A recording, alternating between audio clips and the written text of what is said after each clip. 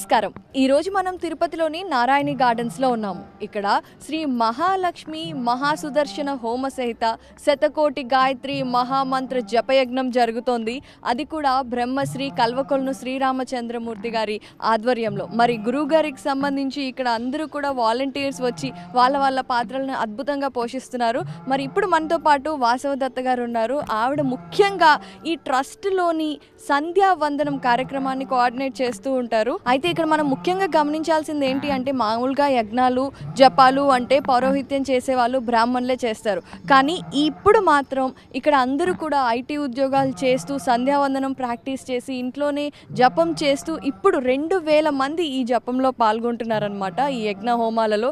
మరి దాని గురించి వాసవదత్త గారితో మాట్లాడదాం. నమస్తే అండి. నమస్తే అండి. వాసవదత్త గారు, ఇప్పుడు ఇక్కడ వస్తున్న వాళ్ళందరూ బ్రాహ్మణులు అంటే పౌరోహిత్యం చేసే వాళ్ళు మాత్రమే కాకుండా డిఫరెంట్ సెక్టార్స్లో ఎంప్లాయ్మెంట్ చేస్తున్న వాళ్ళు కూడా వస్తున్నారు కదా. అసలు ఇదంతా ఎలా సాధ్యమైంది?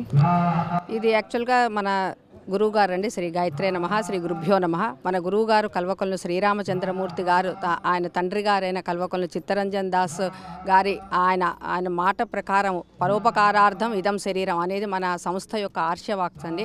ఆ వాక్కుని నిజం చెయ్యాలి అనే ఒక తపనతోటి గత 10 సంవత్సరాల నుంచి సంధ్యావందనం నేర్పిస్తూ బ్రాహ్మణులందరూ కూడా తమ వాటిల్లో వారి బ్రాహ్మణి సంధ్యావందనం చేస్తే కానీ మనం బ్రాహ్మణులు వారి బ్రాహ్మణ కోల్పోతారు అనే ఒక ఉద్దేశంతో సంధ్యాహీనో అసుచుర్ నిత్యం అంటూ అందరికీ అన్ని వేళలంటే మన అమెరికా నుంచి ఆస్ట్రేలియా వరకు ఉన్న అందరికీ, అన్ని రంగాల వారికి, అన్ని వయస్సుల వారికి కూడా సంధ్యావందనం నేర్పించాలి అనే ఒక తపనతోటి ఆయన చేర్చినది ఇదండి. ఇందులో సనాతన ధర్మవారధి అనేది కూడా ఒకటి ఉంది. అంటే మొత్తం లోక కళ్యాణం అనే ఒక ఉద్దేశంతో, ఇది బేసిక్గా లోక కళ్యాణం అనే ఉద్దేశంతో నిరాపేక్షతోటి నిస్వార్థంగా చేస్తున్న సేవ ఇది. సో గురువుగారు తలపెట్టడంతో ఆయనకి స్ఫూర్తిగా అందరూ కూడా కార్యకర్తలుగా ఇందులో ఉన్నారండి. చాలామంది వాలంటీర్ సర్వీస్ చేస్తూ ఉంటారు ఇందులో మీరు అనుకున్నట్టుగా సామాన్యంగా అందరూ అనుకుంటారు ఇంట్లో రిటైర్ అయిన వాళ్ళు, లేకపోతే పురోహితులు, లేకపోతే బ్రాహ్మణికంలో ఉన్నవారు మాత్రమే ఉంటారని. కానీ మీరు చూస్తే సగం మందికి పైగా మన సంస్థలో ఐటీ ఉద్యోగస్తులే ఉంటారండి. వారందరూ అంటారు సమయాభావం లేదు, సమయం లేదు అంటూ ఉంటారు. కానీ మన గురువు గారు ఎంతో బిజినెస్ దాంట్లో కూడా చేస్తూ కూడా మళ్ళీ కూడా సంధ్యావందనంలో కూడా ఉంటూ ఉన్నారు. సో ఇలా చేస్తే ఎవరికైనా కూడా సమయం లేదు అనే ఒక ఆలోచన ఉండదు అనే ఉద్దేశంతో ఇందులో అన్ని రంగాల వాడు, అన్ని ఏజ్ల వాళ్ళు కూడా ఇందులో పాల్గొంటున్నారండి. సో దీని ముఖ్య ఉద్దేశం మన మిర్తిపాటి వెంకటరామయ్య గారు చెప్పినట్టుగా లోక కళ్యాణం అనేది ఒక మెయిన్ ఉద్దేశం అండి. అయితే వాసవదత్త గారు, మీరు చెప్పినంత మాకు చాలా అర్థమైంది. కానీ ఇప్పుడు చాలామంది చూస్తున్న వాళ్ళు సంధ్యావందనం నేర్చుకోవాలి అనుకుంటూ ఉంటారు. కానీ మీరు అన్నట్టుగా వృత్తి వ్యాపారాల దృష్ట్యా మనకి టైం ఉండకపోవడం అనేది ఒకటి. మరి వీళ్ళందరినీ కోఆర్డినేట్ చేస్తూ ఇప్పుడు ఎవరైనా నేర్చుకోవాలి సంధ్యావందనం అనుకుంటే వాళ్ళు ఎలా మిమ్మల్ని అప్రోచ్ అవ్వాలి చెప్పండి? చాలా సులభమైన మార్గం అండి. సంధ్యావందనం నేర్చుకోవాలి అని అనుకునే ప్రతి వారికి కూడా ఇప్పుడు మన గురువు గారు గురుముఖతగానే ఆన్లైన్లోనే నేర్పిస్తున్నారు. ఎవరు ఎటువంటి వృధా ప్రయాసల ఖర్చు లేకుండా కూడా వారి ఇళ్లలో కూర్చొని అన్ని గురుముఖతగా నేర్చుకునే అవకాశాన్ని మన సంస్థ కల్పిస్తున్నదండి.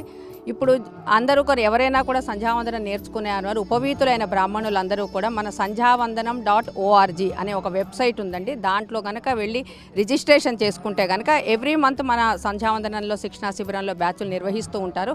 వారిని వారి రిజిస్ట్రేషన్కి అనుగుణంగా ఆయా బ్యాచ్ల్లో వాళ్ళని ఏర్పాటు చేయడం జరుగుతుంటుందండి. దాని తర్వాత మిగతా విషయాలన్నీ కూడా వాళ్ళు గ్రూప్లో యాడ్ చేస్తాం. వాళ్ళని ఆ గ్రూప్లో యాడ్ చేసిన తర్వాత వారికి మిగతా విషయాలు, ఆ క్లాసెస్ ఎలా జరుగుతాయి అవన్నీ వాళ్ళకి ఇన్ఫర్మేషన్ వెళ్తూ ఉంటుంది. చాలా సులభం అండి. మనం ఆన్లైన్లోకి వెళ్ళి sanjhavandanam.org అనే వెబ్సైట్లో కనుక క్లిక్ చేసి అక్కడ రిజిస్ట్రేషన్ చేసుకుంటే మిగతా విషయాలన్నీ సంస్థ నుంచి ఆ సభ్యులకు చేరుతాయండి.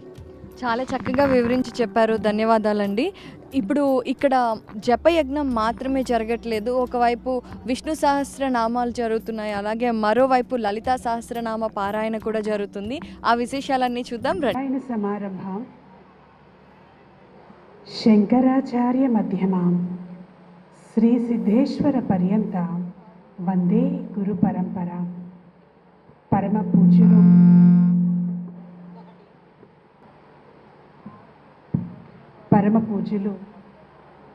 పరమహంస పరివ్రాజకాచార్యులు కుర్తాళం పీఠాధిపతులు, జగద్గురువులు, మా పూజ్య గురుదేవులైనటువంటి శ్రీ శ్రీ శ్రీ సిద్ధేశ్వరానంద భారతి మహాస్వామి వారి పాదపద్మములకు ప్రణమిలుతూ आरक्तजिह्वां विकटोग्रदंष्ट्रां शून्याम्बरां सुन्दरभीषणाङ्गीं करत्रिशूलां गळमुण्डमालां काळीं कराळीं सततं भजामि. మా శ్రీశక్తిపీఠ మూలదేవత అనంత శక్తి స్వరూపిణి కాలస్వరూపిణి అయినటువంటి కాళీదేవి పాదపద్మములకు ప్రణములతో సిద్ధ గురువుల ఆశీస్సులు దేవతల కరుణ ఇక్కడ ఉన్నటువంటి ప్రతి ఒక్కరి మీద వర్షించాలి అని భావిస్తూ చాలా అద్భుతమైనటువంటి కార్యక్రమం జరుగుతూ ఉన్నది. శ్రీ మహాలక్ష్మి మహాసుదర్శన హోమంతో పాటుగా శతకోటి గాయత్రి మహామంత్ర జప యజ్ఞాన్ని సంకల్పించారు. చాలా సంతోషకరమైనటువంటి విషయం. అందులో మరీ సంతోషకరమైనటువంటిది ఏంటంటే ఈసారి ఈ కార్యక్రమంలో ప్రారంభం మొదటి రోజు లలితా సహస్రనామ పారాయణతోటి ప్రారంభం చేసుకోవటం అత్యంత శుభప్రదమైనటువంటి మహత్తరమైనటువంటి ఎంతో ప్రాశస్త్యం కలిగినటువంటి స్తోత్ర రత్నంగా మనకి లలితా సహస్రనామ స్తోత్రాన్ని మనకి వర్ణించటం అనేటువంటిది జరిగింది. లలితాదేవి అంటే ఎక్కడుంటుంది? అమ్మ లేని చోట ఎక్కడ? అమ్మ అన్ని చోట్ల ఉంటుంది. కానీ అందరికీ కూడా సొంత ఇల్లు ఉన్నట్లే ఆమెకు కూడా ఒక సొంత నివాస స్థలం ఉంది. అదేమిటి? ప్రపంచమంతా కూడా అమ్మ సృష్టించిందే కదా, అంతా ఆమెదే కదా. అంటే ఆమె ఇల్లు ఆమెకి ఎట్లా ఇష్టమో అట్లా ఆ విధంగా ఆమె పరివార గణం తీర్చిదిద్దినటువంటి ఒక అద్భుతమైనటువంటి గృహంలో ఆమె మణిద్వీపంలో మనకి కనిపిస్తూ ఉంటుంది. సుధార్ సింధోర్ మధ్యే సురవిటపి వాటి పరివృతే. అమ్మవారు సుధార్ సింధోర్ మధ్యంలో అమ్మవారు ఎక్కడుంటుంది అంటే అమృత సముద్రం మధ్యలో ఉంటుంది. ఆ దేవి ఎక్కడ ఉంటుంది అంటే మణిద్వీపంలో ఉంటుంది. మణిద్వీపే అందులో కూడా ఎక్కడ? నీపో పవనవతి చింతామణి గృహే శివాకారే మంచే పరవశివ పర్యంక నిలయాం భజంతి త్వాం ధన్యాః కతిచన చిదానందలహరి అని చెప్పారు ఆదిశంకర భగవత్పాదాచార్యుల వారు. అమ్మవారు అమృత సముద్రంలో ఉంటుంది. ఒక్క చుక్క అమృతం దొరికితే చాలు అని కోరుకుంటారు. దేవతలే కోరుకున్నారు, మనుషుల దాకా కూడా కాదు. దానికోసం రాక్షసులతో సైతం యుద్ధం చేశారు. అటువంటిది అమృత సముద్రం మధ్యలో ఉంటుంది అమ్మవారు. మణిద్వీపంలో ఉంటుంది. చింతామణి గృహంలో ఉంటుంది అమ్మవారు. చింతామణి అంటే ఒక మణి ఉంటే చాలు. చింతామణి అంటే కోరుకున్నటువంటి కోరికలన్నిటినీ కూడాను ఇచ్చేటువంటి మణి. అటువంటిది ఆమె ఇల్లు మొత్తం కూడా చింతామణులతోటి నిండిపోయి ఉంటుంది. అక్కడ అమ్మవారు కామేశ్వరుడితో పాటు కొలువై ఉంటుంది కామేశ్వరిగా. అటువంటి ఆ లలితాదేవిని ఎవరైతే భావిస్తారో స్మరిస్తారో వాళ్ళు ధన్యులవుతారు అని చెప్పి శంకర భగవత్పాదాచార్యుల వారు మనకి అందించారు. వారు స్వయంగా స్తుతించారు సౌందర్యలహరి ద్వారా అమ్మవారి మహత్వాన్ని. అయితే అమ్మవారు అఖిల బ్రహ్మాండాలకు అధీశ్వరి. ఎక్కడెక్కడో ఈ బ్రహ్మాండాలన్నీ దాటితే ఉన్నటువంటి మణిద్వీపంలో ఉన్నటువంటి దేవత. మరి ఆమెకు సంబంధించినటువంటి లలితా సహస్రనామ స్తోత్రం అనేటువంటిది ఇవాళ మనం ఇంత అద్భుతంగా పారాయణ చేసుకుంటున్నామే. మరి ఈ మానవ ప్రపంచానికి ఈ స్తోత్రాన్ని అందించింది ఎవరు? ఇవాళ కోటాను కోట్ల సంఖ్యలో లలితా సహస్రనామ పారాయణలు జరుగుతూ ఉన్నాయి. అయితే ఏ పారాయణ అయినా ఏ పద్ధతి అయినా యజ్ఞమైనా మొదటగా ఎవరు చేశారు? మొదటగా ఎవరు మొదలు పెట్టారు? అసలు ఎవరు సంకల్పించారు? ఎవరు సంకల్పించినటువంటి ఫలితంగా నిర్విఘ్నంగా ఇన్ని యుగములు ఉన్నా కూడా ఈ పారాయణ కొనసాగుతూ ఉన్నది. ఎవరు మొదలు పెట్టారు? ఎవరి అమృత వాక్కుల ద్వారా మొట్టమొదటగా ఈ పారాయణం అనేటువంటిది ప్రపంచానికి అందింది అంటే మనకి బ్రహ్మాండ పురాణంలో అమ్మవారికి సంబంధించినటువంటి విశేషాలలో మనకి ఈ ఘట్టం కనిపిస్తూ ఉన్నది. చాలా అద్భుతమైనటువంటి ఘట్టం. ఎందుకని అంటే లలిత సహస్రనామావళి కనుక చూస్తే దాన్ని ఆ స్తోత్రాన్ని కనుక మనం గమనిస్తే రహస్య నామావళిగా చెప్పుకుంటాం. అత్యంత రహస్యమైనటువంటిదిగా చెప్పుకుంటాం. ఎందుకని అంటే అందులో ఉన్నటువంటి ప్రతి నామంలో కూడా అనేక మంత్రాలు నిక్షిప్తమై ఉన్నాయి. కేవలం మానవ జాతి వాళ్లే కాదు, దేవతలు సైతం ఈ స్తోత్రాన్ని పఠించి అద్భుతమైనటువంటి ఫలితాలను పొందారు అని కనిపిస్తూ ఉన్నది. ఎవరు అందించారు ఇంత గొప్ప ఫలితం వచ్చేటువంటి ఈ స్తోత్రాన్ని అంటే, ఒకానొక సందర్భంలో మణిద్వీపంలో ఒక సంఘటన జరిగింది. చరాచర సృష్టిని చేస్తున్నది జగన్మాత, శ్రీమాత, శ్రీ మహారాజ్ఞి, శ్రీమత్ సింహాసనేశ్వరి. ఆ దేవి చరాచర సృష్టిని ప్రారంభం చేస్తూ ఉన్నది. దేవతలు, మానవులు, వివిధ జాతుల వాళ్ళు, కోటాను కోట్ల జీవరాశులు. సరే, మిగిలినటువంటి జీవరాశులకి ఈ జన్మ పరంపర, జంతువులకి వాటికి కర్మఫలాలు కొంత తక్కువగా కనిపిస్తూ ఉంటాయి. కానీ మానవ జన్మ తీసుకున్నటువంటి వాళ్ళ కనుక చూస్తే పూర్వజన్మ కర్మ, ఈ జన్మలో చేసే కర్మ, అది ఎటువైపు దారి తీస్తుందో, ఎన్ని కష్టాలు తీసుకొస్తుందో చెప్పలేం. మరి కష్టంలో ఉన్నటువంటి వారు, ఉదాహరణకి ఒక వ్యక్తి దగ్గర డబ్బు లేదు, డబ్బు సంపాదించాలి, ప్రయత్నం చేస్తున్నాడు ధర్మబద్ధంగా, దొరకటం లేదు. ఏం చేయాలి? అవసరం తీరటం కోసం అధర్మ మార్గంలో దొంగతనం చేయాలి, ఎవరినో దోపిడీ చేయాలి అనేటువంటి ఆలోచన వస్తే ఎట్లా? అందులోనూ కలియుగం ఇది. రాబోయేటువంటి ఆ కలియుగం, కలిపురుషుడు ఇటువంటి ఆలోచనలను ప్రేరేపించడంలో ముందుంటాడు. ఇటువంటి మళ్ళీ పోని ఆ ధనం వల్ల ఎవరు ఉపయోగం ఉంటుందా అంటే, ఆ కాస్త అవసరం తీరచ్చేమో కానీ మరొక పాపం మూటగట్టుకోవటం, ఇంతకంటే దారిద్ర్యం అనుభవిస్తాడు వచ్చే జన్మలో. పూర్వజన్మ ఫలితంలో చేసినటువంటి పాపం, దానివల్ల ఇప్పుడు డబ్బు లేకపోవటం, ఇప్పుడు చేసినటువంటి పాపం మళ్ళీ వచ్చే జన్మలో ఇంకా దరిద్రానికి దారితీస్తుంది. అంటే పూర్వజన్మలో చేసినటువంటి పాపాన్ని పోగొట్టుకోవాలి, ఇప్పుడు కోరుకున్నటువంటి కోరిక తీర్చుకోవాలి, మరు జన్మ ఇంకొకటి గొప్పది రావాలి. ఇవన్నీ జరగాలంటే ఎట్లా? మానవులకు సాధ్యపడుతుందా అంటే ఆమె ఆలోచించింది. అమ్మ తలుచుకుంటే సాధ్యం కానిదేమిటి? ఆమె వశిన్యాది వాగ్దేవతలను పిలిచి, ఓ దేవతలారా, నేను మీకు ఒక బృహత్తరమైనటువంటి కార్యక్రమాన్ని అప్పగిస్తున్నాను. ఒక అద్భుతమైనటువంటి స్తోత్రాన్ని మీరు రచించండి నా గురించి. అందులో నాకు సంబంధించినటువంటి మంత్ర, తంత్ర, యంత్ర రహస్యాలను నిక్షిప్తం చేయండి. అంతేకాకుండా బ్రహ్మ జ్ఞాన మార్గం వైపు మనుషులు నడిచేటట్లుగా, వాళ్ళ సమస్త పాపములు ప్రక్షాళన అయ్యేటట్లుగా ఒక్కసారి ఈ స్తోత్రాన్ని చదివితే చాలు, నా సంపూర్ణమైనటువంటి అనుగ్రహం వాళ్ళ మీద ప్రసరించేటువంటి విధంగా ఈ స్తోత్రాన్ని మీరు రచన చేయండి అని అన్నది. మరి వాళ్ళనే ఎందుకు ఎన్నుకున్నది అమ్మవారు అంటే, అమ్మవారు వాళ్ళని సంబోధించినటువంటి విధానం మనం చూడొచ్చు. వాగ్దేవతల్లారా అన్నది. అంటే వాళ్ళు వాక్కుకు అధిదేవతలు. వాళ్ళు సంకల్పించి ఒక వాక్కు వాళ్ళ నోటి వెంట రావటం మాత్రమే కాదు, వారి ద్వారా వచ్చినటువంటి స్తోత్రం పఠిస్తే వాళ్లకున్నటువంటి వాక్శక్తి ద్వారా చదివినటువంటి వాళ్ళందరికీ కూడా తొందరగా సిద్ధిస్తుంది. మరి సరస్వతీదేవి ఉంది, చదువులకు దేవత ఆమె కదా. మనం లలితాదేవిని కనుక చూస్తే మనకు కనిపిస్తుంది, అమ్మవారిని సేవిస్తూ ఉంటారు సరస్వతీదేవి, లక్ష్మీదేవి ఇద్దరు. సచామర రమావాణి సవ్య దక్షిణ సేవిత. మరి లక్ష్మీ సరస్వతి ఇద్దరు ఆమెనే సేవిస్తున్నారు. మరి సరస్వతీదేవికి చెప్పచ్చు కదా, చెప్పలేదు. ఎందుకు చెప్పింది వాగ్దేవతలకి అంటే, వాళ్ళు వాక్కులకు అధిదేవతలు మాత్రమే కాకుండా అమ్మవారికి సంబంధించినటువంటి మంత్ర విద్యలు, శ్రీచక్ర అర్చనా విధానము, అమ్మవారికి ఇష్టమైనటువంటి వివిధమైనటువంటి విధానాలు. అంటే ఉదాహరణకు అమ్మవారికి ఇష్టమైనటువంటి పూలు అందులో మనకు కనిపిస్తున్నాయి. మందార కుసుమప్రియ అన్నారు అమ్మవారిని. అట్లాగే అమ్మవారికి ఇష్టమైన నైవేద్యాలు కనిపిస్తూ ఉన్నాయి మనకి, హరిద్రాన్నం, పాయసాన్నం మొదలైనవి. ఎవరికి తెలుస్తుంది అమ్మకి ఏది ఇష్టమో? ఆమె దగ్గరుండి ఎవరైతే సేవిస్తారో వాళ్ళకే తెలుస్తుంది. కాబట్టి అమ్మను కీర్తించేటువంటి నామం మీద, అమ్మ మీద ఉన్నటువంటి ఇష్టము, భక్తి, వాళ్ళకు తెలిసినటువంటి శ్రీచక్ర రహస్యాలు, అమ్మవారికి సంబంధించినటువంటి సాధన రహస్యాలు, వాగ్దేవతలు, ఈ 3 కారణాల వల్ల వాళ్లను లలితా సహస్రనామం రచన చేయమని చెప్పి అమ్మవారు ప్రేరేపించింది. సరే, అమ్మ ఆజ్ఞ, అమ్మా మేము చేయగలమా? మీరు చేయగలరు. సంకల్పం నాది, ఇచ్ఛ నాది, ఇచ్ఛాశక్తిని నేనే, జ్ఞానశక్తిని నేనే, క్రియాశక్తిని నేనే.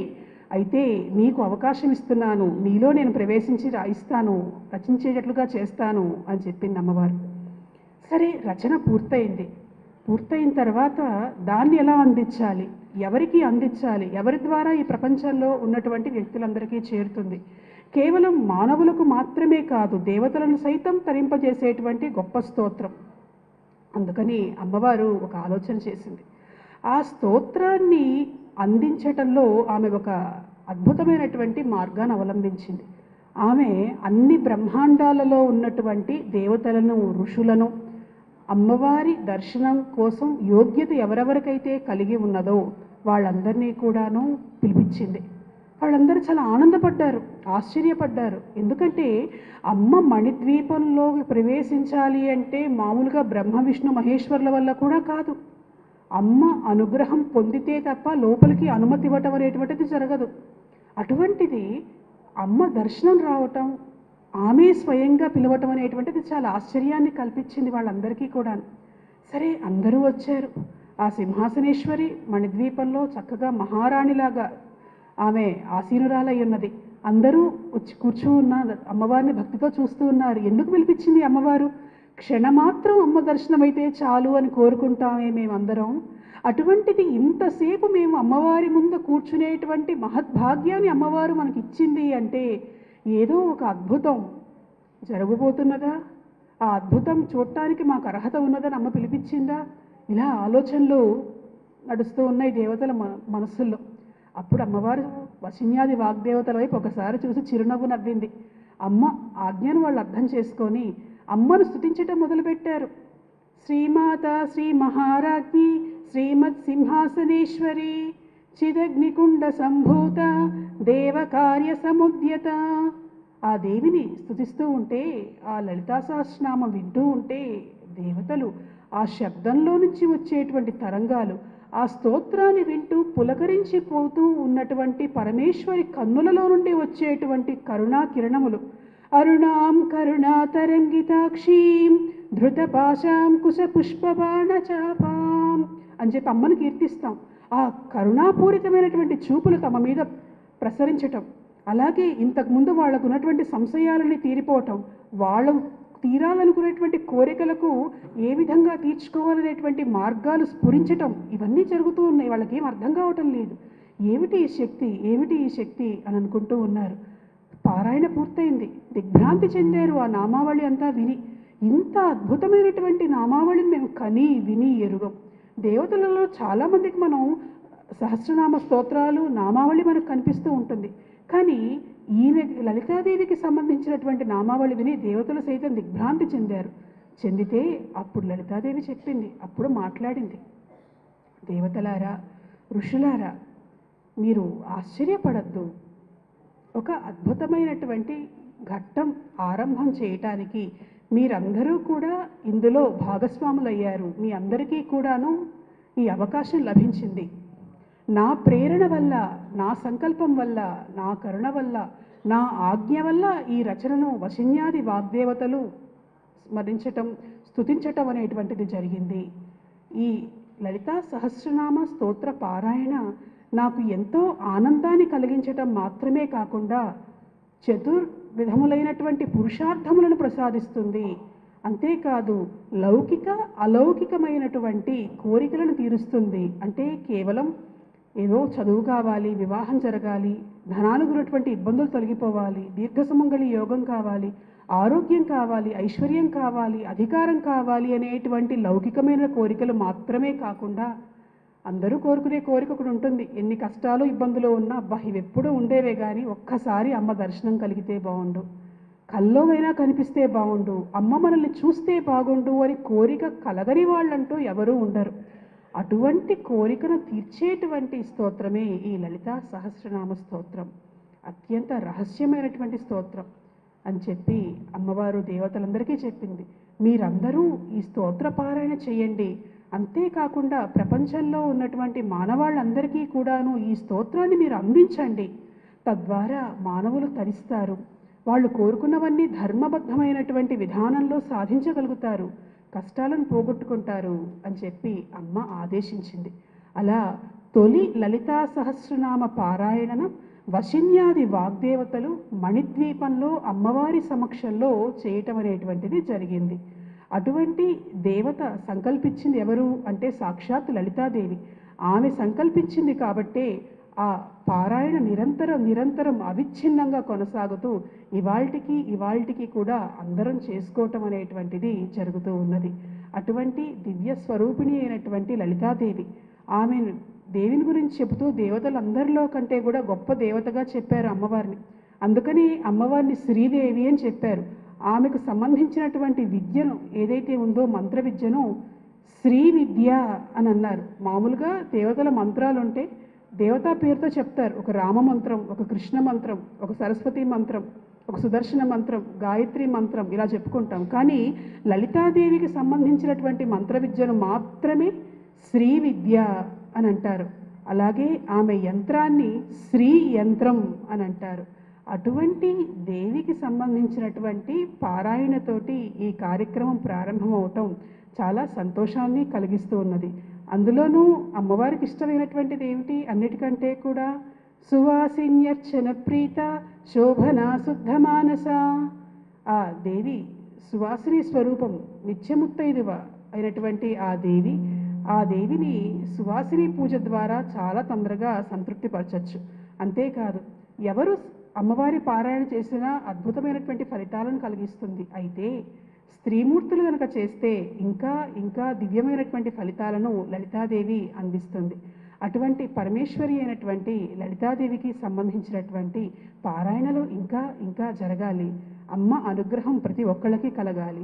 ముఖ్యంగా సామూహికంగా ఎప్పుడైతే వందల మంది మనస్ఫూర్తిగా దేవిని పిలుస్తారో, ఏకాంతంగా ఒక్కళ్ళు చేసుకునేటువంటి పారాయణ కంటే కూడా సామూహిక పారాయణం, అంతమంది మనస్సుల్లో నుంచి వచ్చేటువంటి ప్రార్థనకు ఉన్నటువంటి శక్తి, అన్ని గొంతులలో ఉండి వచ్చేటువంటి లలితా స్తోత్రానికి ఉన్నటువంటి శక్తి మరింతగా మరింతగా వ్యాపించి ఆ ప్రాంతమంతా కూడా సుభిక్షమయ్యేటట్లుగా చేస్తుంది.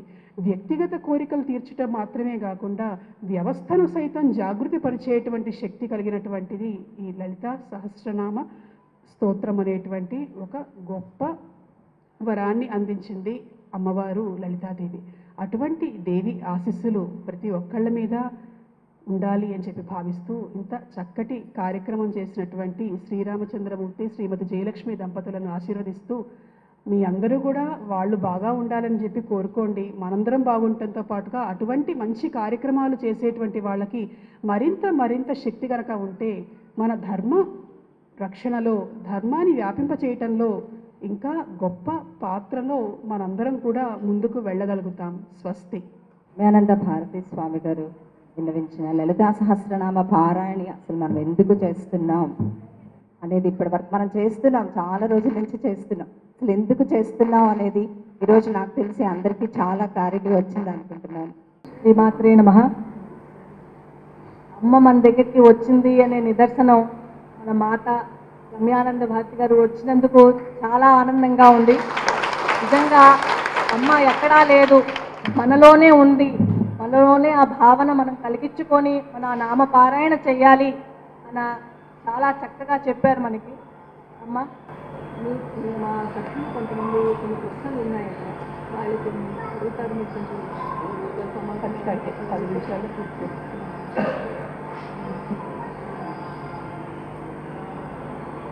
ఎవరికైనా ఏమైనా సందేహాలు ఉంటే కనుక అమ్మవారి సందర్భంగా లలితా అమ్మవారి ఏమైనా ఉంటే కనుక అడగండి దయచేసి, ఎక్కువ సమయం తీసుకోకుండా. సందేహం, అమ్మ జగం మొత్తానికి ఒకటే, కానీ మనం బాలా త్రిపుర సుందరి, లలితా పరమేశ్వరి అండ్ రాజరాజేశ్వరి ఈ 3 రూపాలకి ఉన్న డిఫరెన్స్ ఏంటమ్మా? బాలా త్రిపుర లలిత రాజరాజేశ్వరి. బాలా త్రిపుర సుందరి, లలితాదేవి, రాజరాజేశ్వరి ఏమిటి మీ నామాలలో ఉన్న విశిష్టత, వ్యత్యాసం అంటే మొదటి నామానికి ఉన్నటువంటి విశిష్టత వేరు, మిగిలిన 2 నామాలకి ఉన్నటువంటి విశిష్టత వేరు. బాలా త్రిపుర సుందరి అంటే అమ్మవారిని మనం లలితా త్రిపుర సుందరి అని చెప్పి చెప్తాం. ఆ లలితా త్రిపుర సుందరి దేవికి ఉన్నటువంటి అనేకమైనటువంటి పేర్లలో రాజరాజేశ్వరి దేవి, ఆమె రాజరాజులకు కూడా ఈశ్వరి, సమస్త ప్రపంచానికి అధీశ్వరి కాబట్టి అమ్మవారిని రాజరాజేశ్వరి అని అన్నారు. ఆమె మించినటువంటి సుందరమైనటువంటి సుకుమారమైనటువంటి దేవత పేరు, లాలిత్యంతో కదలాడుతూ ఉంటుంది కాబట్టి అమ్మవారిని లలితా త్రిపుర సుందరి అని అన్నారు. అయితే మరి బాలా త్రిపుర ఎవరు అంటే అమ్మవారి కుమార్తె. అమ్మవారి హృదయంలో నుండి ఆవిర్భవించినటువంటి దేవి బాలా త్రిపుర సుందరి. ఆమె అంటే అమ్మకు కూడా చాలా ఇష్టం. లలితా త్రిపుర సుందరి యొక్క కుమార్తె బాలా త్రిపుర సుందరి. ఎవరైతే లలితాదేవిని ఆరాధిస్తూ ఉంటారో వాళ్ళు గనక బాలాదేవిని పిలిస్తే చాలా త్వరగా అమ్మవారు అక్కడికి వచ్చేస్తుంది. బాలాదేవి అమ్మని పిలిచే చోటికి ముందుగా ఆమె కుమార్తె రావటం అనేటువంటిది కూడా మనం గమనించవచ్చు. తర్వాత బాలాదేవి అమ్మవారి కుమార్తె, ఆమె ఎప్పుడూ కూడా బాలిక రూపంలో మనకి కనిపిస్తూ ఉంటుంది. లలితాదేవిని షోడశిగా 16 సంవత్సరాల అమ్మాయిగా మనం చెప్పినప్పటికీ కూడాను ఆమెను మనం దేవిగా, అమ్మగా, జగన్మాతగా ఆమె అలంకారంలో మనం చూస్తూ ఉంటాం. అయితే బాలాదేవి అలంకారం దగ్గరకు వచ్చేటప్పటికి చిన్నపిల్లలాగా బాలికా రూపంలో అమ్మవారిని కొలవటం అనేది కనిపిస్తుంది. ఈమె కూడా పద్మంలో కూర్చుంటుంది. అమ్మవారి పోలికలు అమ్మవారి కుమార్తెకు వస్తాయి కదా, అలాగే అమ్మవారిలాగా ఎర్రగా ఉంటుంది, 4 చేతులు ధరించి ఉంటుంది, చిన్న పిల్ల రూపంలో ఉంటుంది, అభయ వరద ముద్రలు ఉంటాయి, అలాగే జపమాలను పుస్తకాన్ని ధరించి ఉంటుంది బాలాదేవి. అందుకని మనం నవరాత్రుల్లో చేసుకునేటప్పుడు కూడా దేవీ పూజల్లో మొదటగా మామూలుగా ఇంట్లో కూడా ఏం చేస్తాం, చిన్నపిల్లలు ఉంటే ముందు వాళ్ళకి ఏదన్నా ఇచ్చి తర్వాత పెద్దవాళ్ళకి ఇవ్వటం అనేటువంటిది జరుగుతుంది. ఎందుకంటే పిల్లలు దేవుడితో సమానం అని అంటారు కాబట్టి. అందులో దేవుళ్ళలో చిన్నపిల్ల ఎవరు, ఆ రూపంలో ఉన్న ఎవరు అంటే బాలాదేవిగా మనకి శాక్తేయంలో కనిపిస్తున్నది. అందుకే నవరాత్రులలో కూడా మొదటి రోజున మనం బాలా త్రిపుర సుందరిని ఆరాధన చేయటం అనేటువంటిది జరుగుతుంది. ఇంకొక విషయం చెప్పింది శాక్తేయం, మనం తిరుపతి ప్రాంతంలో ఉన్నాం కాబట్టి చెప్పుకుందాం. విష్ణుమూర్తిని మనం ఇక్కడ వెంకటేశ్వర స్వామిని బాలాజీ అని అంటాం. ఆయన సాక్షాత్తు బాలాదేవి స్వరూపమే, అందుకనే ఆయన్ని బాలాజీ అని అంటాము అని చెప్పి మనకి శాక్తేయంలో కనిపిస్తూ ఉన్నది. ఇంకో ప్రశ్నమ్మా మాది సంధ్యావందన అభ్యసన శిక్షణా సమితి మా సభ్యులందరికీను అమ్మవారి గాయత్రి అమ్మవారి ఉపాసన చేస్తున్నాము మేమందరం. సో దాని రిలేటెడ్గా కొంచెం ఏమైనా మంచి వాక్యాలు సభ్యులకు చెప్పండి. గాయత్రీదేవి దేవతలందరిలో, స్త్రీ దేవతల్లో ముఖ్యంగా చాలా విశిష్టమైనటువంటి రూపం కలిగినటువంటి దేవిగా మనం గమనించవచ్చు. మామూలుగా అమ్మవార్లను కనుక చూస్తే ఏకముఖంతో మనకు కనిపిస్తారు. సరే, విశ్వరూపం కనుక చూస్తే అనేకమైనటువంటి రూపాలు, వందల వేల రూపాల్లో మనకు దర్శనం ఇస్తుంది అమ్మ. అయితే గాయత్రీదేవి రూపం చూస్తే 5 ముఖాలతో అమ్మవారు మనకి కనిపిస్తుంది. ముక్త, విద్రుమ, హేమ, నీల, ధవళ, ఈ 5 ఛాయలతో అమ్మవారు మనకు 5 ముఖాలతో కనిపిస్తున్నది. ఏమిటి 5 ముఖములకు ఉన్నటువంటి విశిష్టత అంటే, ఒకటి ప్రధానంగా అమ్మవారి గురించి చెప్పేటప్పుడు గాయంతం త్రాయతే ఇది గాయత్రి అంటే మంత్రానికి ప్రాధాన్యత చెప్పారు గాయత్రిలో. అయితే ఎవరినైతే ఈ గాయత్రి మంత్రాన్ని గానం చేస్తారో వాళ్ళని రక్షిస్తుంది కాబట్టి అమ్మవారిని గాయత్రి అని అన్నారు అని చెప్పారు. ప్రధానంగా ఏంటంటే ఇందులో మంత్రానికి అద్భుతమైనటువంటి ప్రాధాన్యత కనిపించినప్పటికీ కూడా అమ్మవారి రూపానికి సంబంధించి మరొక గొప్ప విశేషం కనిపిస్తూ ఉన్నది. ఇంకా చెప్పాలంటే మహిళామూర్తులు అందరూ ఉన్నారు కాబట్టి ఇంకొక ప్రధానంగా ఏంటంటే ఒక పరిపూర్ణమైనటువంటి స్త్రీతత్వం ఏమిటి అంటే అది గాయత్రిలో మనకి కనిపిస్తూ ఉన్నది. ఆమెలో ముఖములలో ఉన్నటువంటి ఛాయలలో వివిధ ఛాయలు కనుక గమనిస్తే ధవళ ఛాయ అనేటువంటిది జ్ఞానానికి, విద్యకు గుర్తు. ప్రతి ఒక్కళ్ళు కూడా వాళ్ళ అజ్ఞానాన్ని పోగొట్టుకొని విద్యావంతులుగా ఉండాలి అని చెప్తూ ఉన్నది. అట్లాగే ఆమె పగడపు రంగులో ఉన్నటువంటి ఎర్రని ముఖము, అది పరాక్రమానికి సూచన. మనం జీవితంలో పురోగమించడానికి కష్టపడి సాధించాలి, ఒక ఐశ్వర్యానికి సూచన, అధికారాన్ని మనం పొందాలి అనటానికి ప్రతీక ఎర్రటి ముఖం. అలాగే సిరి సంపదలు సాధించి మన కాళ్ళ మీద మనం నిలబడాలి, ఎవరి మీద మనం ఆధారపడకూడదు అనేటువంటిది ఆమె పసుపు ఛాయతో బంగారు వర్ణంతో ఉన్నటువంటి ముఖానికి ప్రతీక. అలాగే ఆమె ముత్యపు వర్ణంతో ఉన్నటువంటి ముఖం కనిపిస్తూ ఉన్నది. ఏమిటి అంటే ముత్యం అనేటువంటిది చంద్రుడికి ప్రతీక, చంద్రుడికి సంబంధించినటువంటి రత్నం. నవరత్నములలో చంద్రమా మనసో జాతః అన్నట్టుగా మనస్సుకు కారణమైనటువంటి వాడు చంద్రుడు, దాన్ని ప్రతిబింబజేసేటువంటిది ముత్యం. ప్రతి వ్యక్తికి కూడా మనసులో అనేకమైన ఆలోచనలు ఉంటాయి. కొన్నిసార్లు ఏది చెయ్యొచ్చు, ఏది చేయకూడదో తెలియదు, ఎలా ముందుకు వెళ్ళాలో తెలియదు. అంతేకాకుండా కష్టాలు వచ్చినప్పుడు ఆత్మస్థైర్యాన్ని కోల్పోవటం అనేటువంటిది జరుగుతుంది. ఇవి ఏవీ కూడా కోల్పోవలసినటువంటి అవసరం లేదు, ప్రతి మనిషికి ఇది సహజమే. మానసిక స్థైర్యాన్ని కలిగి ఉండటం ప్రధానమైనటువంటి లక్షణం అని చెప్పి అమ్మవారి ముఖంలో మనకి ముత్యపు వర్ణపు ముఖం చెప్తున్నది. అలాగే ఇంకొకటి నీలపు వర్ణ ముఖం, నల్లని ముఖం. అవసరమైతే అధర్మం మీద యుద్ధం చేయడానికైనా మనం సిద్ధంగా ఉండాలి. అధర్మాన్ని కలిగించేటువంటి శక్తులను మనం ఉపేక్షించకూడదు. ధ్వంసం చేయడానికి మనం ఎలాగైనా సరే ముందుకు వెళ్ళాలి అనేటువంటిది చూపించేటువంటి లక్షణం నీల ముఖంలో మనకు కనిపిస్తున్నది. అంటే ఒక పరిపూర్ణమైనటువంటి వ్యక్తి జీవితంలో స్త్రీలకు కానీ పురుషులకు కానీ ఏ విధంగా ఉండాలి, ఎలా ఆదర్శంగా ఉండాలి అని చూపించేటువంటి మూర్తి గాయత్రి మూర్తి. కనుక ఆ దేవి మంత్రాన్ని చేస్తూ ఆ దేవి మూర్తిని గనక చూస్తూ ఉంటే ఇవన్నీ కూడాను ఆ వ్యక్తి మనసును మారుస్తాయి, జీవితాన్ని మారుస్తాయి, పరిపూర్ణతను చేకూరుస్తాయి. భక్తులకు విజ్ఞప్తి, మాతాజీ గారి యొక్క అనుగ్రహంతో చక్కగా మాతాజీ వారు ప్రవచనాన్ని మీరంతా విన్నారు. ఇందాక లలితా సహస్రనామం గురించి మాతాజీ వారు ప్రవచనం చేశారు కదా. మీ అందరికీ కూడా చిన్న ఆహ్వానం.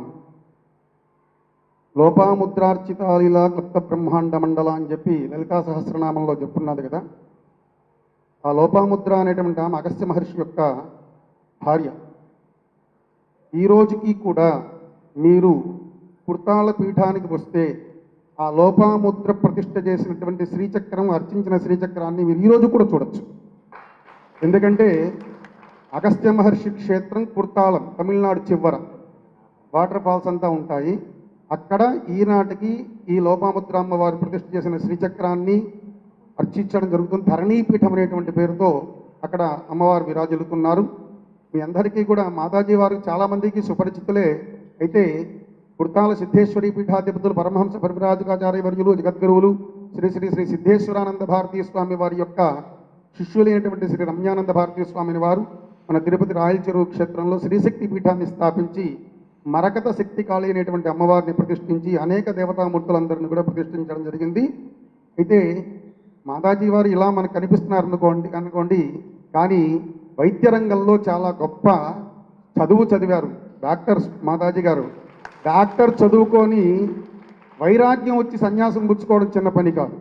కాబట్టి అటువంటిది ఈ రోజుల్లో వైద్యం చదువుకొని ఎలా సంపాదించాలా అనుకుంటున్నారు తప్పితే మనం వైరాగ్యం రావడం అనేటువంటిది చాలా గొప్ప విషయం. అటువంటి వారు ఈరోజు మీ దగ్గర కార్యక్రమానికి వచ్చారు కాబట్టి ప్రారంభం. అందులోన మాతాజీ గారి యొక్క శ్రీశక్తి పీఠం ట్యాగ్ లైన్ అంటూ ఉంటారు తెలుసా. ఆ ట్యాగ్ లైన్ ఏంటంటే నారీయేవ నారాయణి, ఆడదే నారాయణి అమ్మవారు, మీరే, ఇంకెవ్వరులే. కాబట్టి మీరందరూ నారాయణి స్వరూపంగా ఎప్పుడు మాతాజీకి భావిస్తారు. రేపు 6వ తేదీ మాతాజీ వారి జన్మదినం. ప్రతి జన్మదినానికి సహస్ర సువాసిని పూజ అని చెప్పి 1000 మంది సువాసనులకి మాతాజీ వారి సమక్షంలో పూజ జరుగుతుంది. రేపు శ్రీశక్తి పీఠంలో కూడా ఆ కార్యక్రమం ఉదయం 9 నుంచి 12 దాకా జరుగుతుంది. కాబట్టి ఎప్పుడూ కూడా శ్రీశక్తి అనేటువంటి భావనతో ముందుకు వెళుతున్నారు. కాబట్టి మీ అందరికీ ఆ మాతాజీ వారి యొక్క అనుగ్రహం ఉండాలని కోరుకుంటూ బయలుదేరుతున్నారమ్మా. అందరూ కూడా సహస్ర శతాధిక సంధ్యా విద్యా ప్రదాత శ్రీ శ్రీ శ్రీ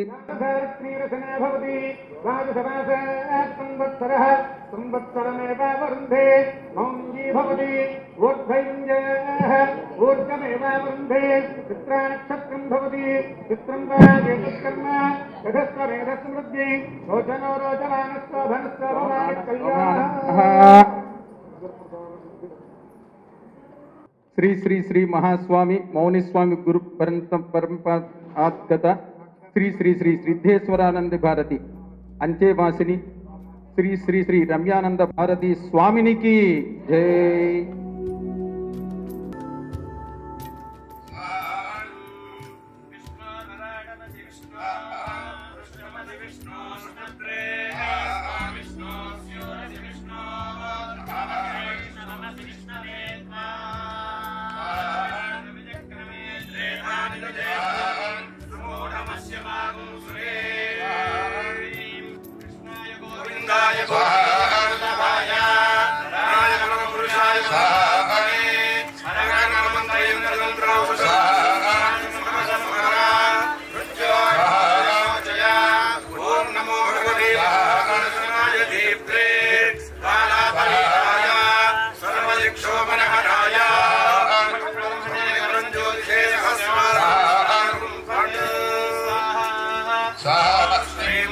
శ్రీం కమలే కమలే ప్రసీద ప్రసీద